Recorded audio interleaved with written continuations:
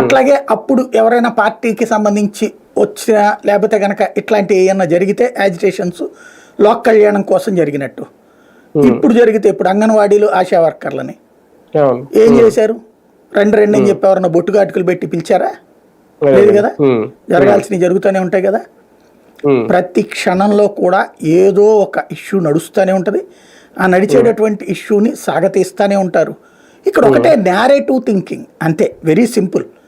భారతదేశంలో కూర్చున్నటువంటి వాడు పాకిస్తాన్ని గురించి ప్రేమిస్తానని చెప్తాడు, పాకిస్తాన్లో కూర్చున్నాడు భారత్ని ప్రేమిస్తానని చెప్తే కాళ్ళు ఎరగదంటారు, కాల్చి అవతల పడేస్తారు. అక్కడికి ఇక్కడికి ఇప్పుడు మన రాష్ట్రంలో జరిగేది కూడా అదే. ఒకళ్ళకి విమర్శించే హక్కు ఉంది, అది ప్రతిపక్షంలో ఉన్న అధికారంలో ఉన్న. ఒకళ్ళకి తిట్టే హక్కు ఉంది, లేకపోతే కనుక గొడవ చేసే హక్కు ఉంటుంది అధికారంలో ఉన్న పక్షంలో ఉన్న. రెండో వాళ్ళకి సంబంధించి ఏం చేసినా సరే దారుణాతి దారుణం అన్నటువంటిది ఫోకస్ అవుతుంటుంది. ఇది కామన్ థింగ్ అనమాట.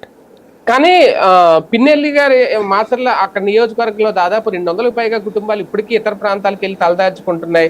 వాళ్ళని